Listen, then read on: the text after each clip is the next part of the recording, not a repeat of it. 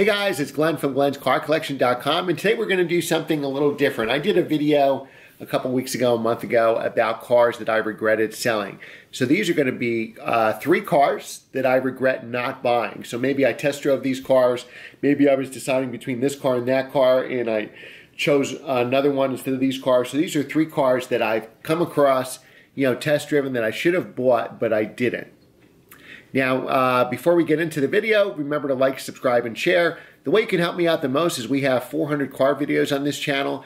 Go back and browse the channel, watch as many of those videos as you can, and leave a comment on every single one. So, of course, like and subscribe and share that video, but leave a comment. If we have 1,000 views on a video and 500 comments, YouTube will push it up in the rankings. Next thing you know, I'll have 50,000 views. So thanks again for doing that, and thanks again for subscribing. Now, on to the video. All right, so of 3 cars that I should have bought, and this is in no particular order, car number 3 is the Mazda RX-7 FD. Now, I had driven one of these cars a long time ago in an autocross.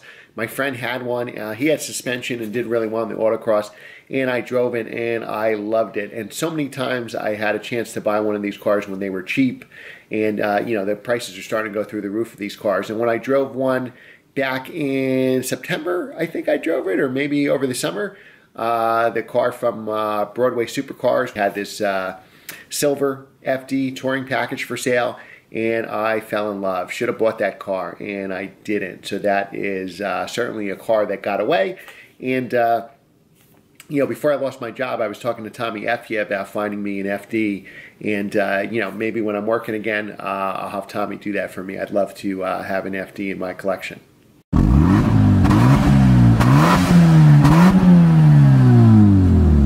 All right, so the next car that I should have bought but didn't is the Lotus Evora S. Now, I did test drive, I think it was a 2011 Evora S. That was the first year of the S here in the United States. 2010s were all regular Evoras or base Evoras. 2011 is when the S model came, and I test drove an S, and it was a really good price too. It only had like 2,000 miles on it, and I think I was going back and forth with a Cayman S at the time, or I forget, and I think I bought the Cayman S instead, or maybe that's when I bought the Exige S instead. And anyway, I did have a Lotus, but the Evora S is just one of the best driving cars. I said, since the Evora came out, that it was like a new NSX. A lot of people say that now. Matt Farah just had a great video where he said the new Lotus Evora 400 is probably what the new NSX should have been, because it's a visceral car, mid-engine, great handling, good performance, certainly for the time period.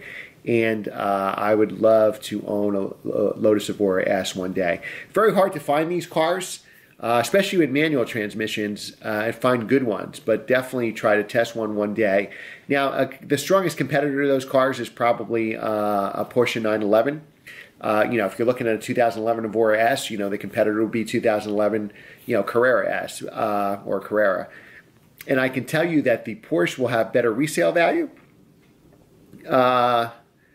It's probably a safer bet. More people know what that is. You'll impress your neighbors maybe more with the Porsche. But as far as head-to-head visceral experience, I think the Evora S wins every single time. Even the Evora 400 now, say compared to a new 911, they're both 100K cars, but the Evora S is such a more visceral experience. Now, the 911 may be more reliable, certainly more reliable, have a better resale value. More people know what it is. It's definitely a safer bet to have the Porsche, and the Porsche is fantastic in everything, the new 911s or the old 911s, but the Evora is just something special, especially the Evora S, and the 400 is fantastic. So I can't say I'm regretting buying the 400 because that's, a relatively new car. Now it's the Evora 410, but for, say, a 2011 to 2014 is a great Evora S. If you were going to buy one, I'd spend the extra money and go to 2012. They have a lot of improvements over the 11s, which make them more reliable, and they're just better made, more quality.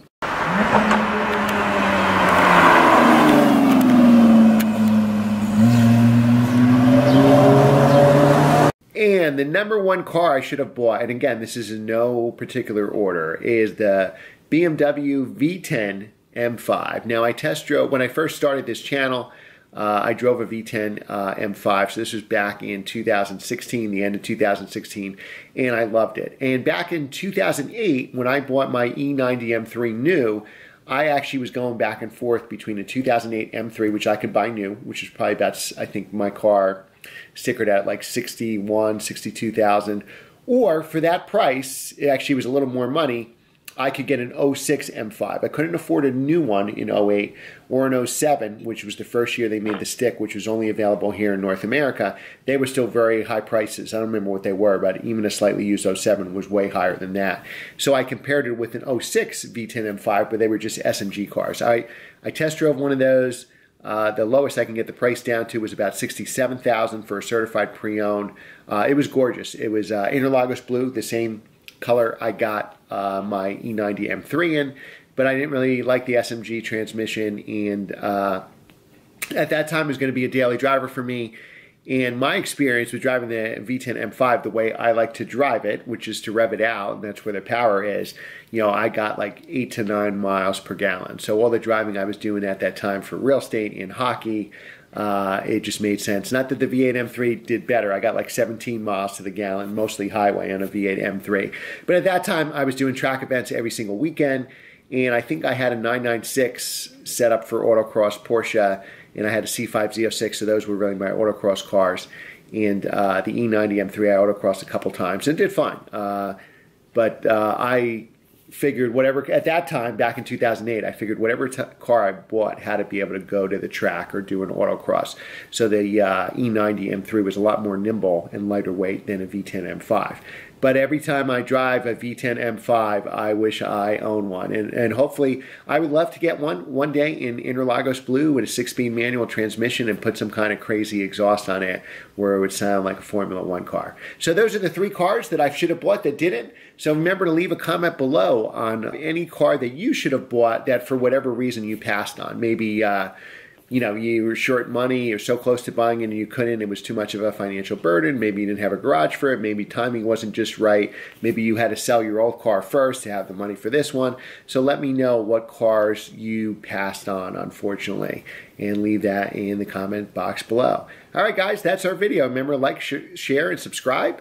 And browse the channel. We have 400 videos. Please go through as many of those videos as you can. Watch them all the way through and comment on every single one. Thanks for watching, guys, and we'll see you next time.